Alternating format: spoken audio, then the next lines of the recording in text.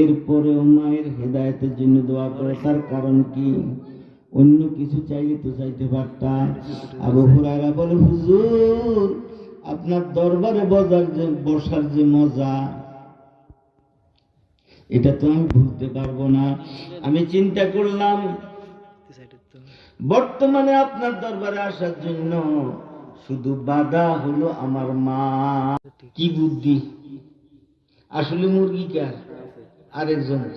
একজনের এক ইশার মুরগি আরেক ইশা যায় না, যারা দেখতে পারে না তার মুরগি বা হাঁস তার ইশাতে গেলে বাইরে ওই যে ভেঙে দেয়।